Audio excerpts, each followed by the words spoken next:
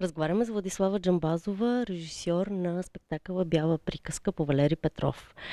Освен, че е сезонно представление, което се възстановява тази година, това може би е представление, което по някакъв начин, особено тази година, отдава почит на своя автор, тъй като той почина тази година.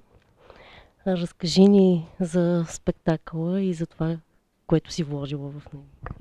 Ние, когато започнахме да правим Бяла приказка, уви, не тръгнахме с идеята, че това ще бъде една почет към големия български писател Валери Петров. По-скоро с идеята да има негово заглавие в репертуара на нашия театър, тъй като смятам, че за всеки театър е богатство да притежава подобно представление от такъв автор. И предизвикателството с една много млада трупа. По-голямата част от колегите току-що са завършили Театралната академия. И все пак сблъсъка с един такъв сериозен автор като Валери Петров е предизвикателство за всички. И за тях, и за мен, и въобще за целия екип на пиесата. Декорът е много интересен. Разкажи ми нещо от кухнята, с какъв вид кукли примерно работите, какви са другите специфични неща за самия спектакъл, които ти си решила да направиш? Първо да кажа, че сценографията е дело на сценографа Крум Крумов. Музиката е на Владимир Джамбазов. Формата на представлението, така най-общо казано, сме спазвали един такъв киноформат 16:9, така малко по-широко екранен. Иначе системата кукли не е нещо невиждано в кукления театър. Естрадни кукли малко по-големи, малко по-тежки на места за някои по-дръничките актьори. Но като цяло по-скоро предизвикателството е с текста и с изнасяне на посланието. Добре. Тук сме с актьорите, част от актьорите, най-младите актьори в трупата на Драматично-куклен театър Константин Величков, които участват в пиесата Бяла приказка. Вие сте за втора година в трупата. Тук имаме току-що завършили. И това са техните герои.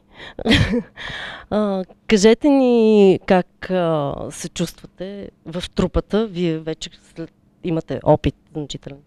Беше много приятно толкова бързо и така да се каже, не толкова трудно да се съберем толкова готин и млад екип и да имаме шанса да работим заедно и да правим толкова интересни неща заедно. Какво беше най-голямото предизвикателство в работата по тази конкретна пиеса? Да успеем 7 човека, т.е. целият екип, да работим като един. Да можем наистина да действаме по един и същи начин, тъй като са доста групови образи и нещата трябва да се случат доста бързо и лаконично. Говори се и се знае, че кукленият актьор е така мултифункционален. Какво ти носи лично на тебе това да бъдеш актьор в кукления театър? Срещата с малката публика или пък работата с самите кукли?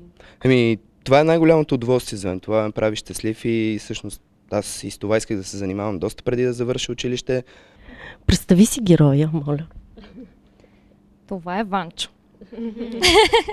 Ванчо, студено ли ти е? Много. Сега сме тук с двете актриси. Каква е разликата вече извън студентските представления на сцена? Какво е усещането? Ние повечето се познаваме и бяхме заедно в академията, така че почти няма разлика. Общо взето, не знам ти как се чувстваш, но моето идване не ми се отрази по много специален начин. Кажи ни за твоето преживяване на сцената на нашия театър. Моето преживяване беше доста емоционално. Аз съм доста емоционален човек. Беше заредено с много хубави емоции, много хубава публика. много хубави колеги, режисьори и мисля, че си е струвало цялото учение, всичките мъки са били не на празно. Но защо е той такъв? За това, че пръв полита огъня къде спаси. Пръв и без да се запита, прав ли си или не си. Пръв за теб леда пролажва, пръв за теб пролива кръв. Ето, за това се казва. Ето го и Чавдар Бозаджиев, или както всички го познават като Чаво, който е доянат в нашия театър и на наша сцена. Как се чувстваш ти в този млад колектив, в тази пиеса? Как да се чувствам? Прекрасно се чувствам. Най-важното е, че дойдоха млади, така както се казва, свежа кръв. И тук трябва непременно да спомена заслугата на директора, защото той е така първи от, може би, 4-5 директори, които са се изредили в този театър, който заложи на обновяване на трупата и разширяване на специално на кукления отдел, както го наричат, макар че звучи като цех малко, като завод. Но правим му чест за това нещо. Той направи този риск и смятам, че той се оправда. Последните месеци се извървя много публика в града и децата са безкрайно щастливи. Просто разликата е огромна от преди години, ако трябва да направим сравнение. И не само децата, учителките са много доволни, защото те повече могат да усетят стойността на това, което се прави. Защото най-важното е, че правим стойностни неща.